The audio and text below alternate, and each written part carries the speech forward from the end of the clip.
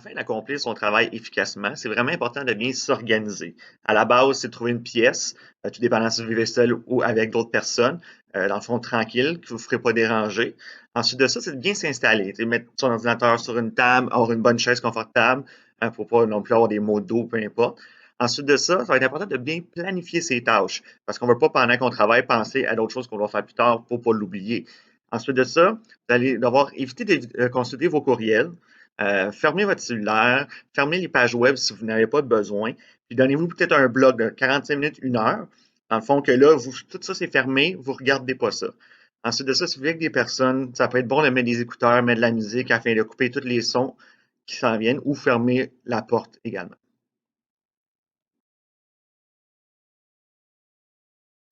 Et oui, c'est encore nous! Donc, vous venez sûrement de voir la vidéo de Steve qui parlait de comment organiser son milieu de travail ou son milieu d'études. On a aussi parlé de gérer son temps à travers une technique d'impact, à travers un partage de tableaux et de grilles qui vous démontre l'importance de prioriser certaines tâches au-dessus d'autres. Les vidéos sont encore disponibles sur le Facebook de la boussole. Un sujet qu'on a oublié de parler est soi-même. Donc, qui prend soin de nous à travers ce processus et à travers ce cheminement? Eh bien, ça devrait être nous-mêmes, car nous sommes l'expert de notre corps et nous sommes même notre meilleur ami. Nous devrions être en mesure de s'écouter et d'écouter les signes que notre corps nous donne lorsqu'on rejoint un certain niveau d'anxiété ou un niveau de stress. Notre corps nous envoie des signes, que ce soit de la sueur, de la transpiration, que ce soit des migraines, de mal de tête. Donc, on devrait être en mesure de pouvoir s'écouter et même de pouvoir prendre une distance et de se dire, OK, j'ai besoin d'une pause. Et par pause, on ne mentionne pas de se lever debout et de s'écouter et de se rasseoir. Par une pause, on dit de vraiment pouvoir s'allouer un temps et même se planifier un temps à travers de la journée pour pouvoir prendre une distance et imposer sa limite. Donc, si tu travailles 1 heure, tu pourrais avoir une pause de 15 minutes.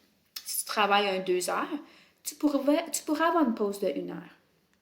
Si tu travailles 3 heures, tu pourrais t'allouer une belle heure de pause.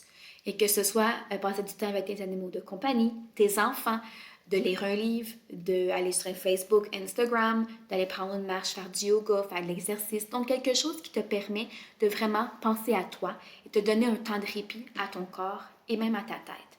Parce que, eh bien oui, tu travailles très fort. Un autre petit sujet qui rentre dans le même est il ne faut pas oublier de se féliciter. Car oui, on travaille très fort. Et on doit même prendre conscience de se féliciter et de se dire que wow, je viens de faire du beau travail et je mérite de prendre une pause. Parce que oui, nous travaillons très fort.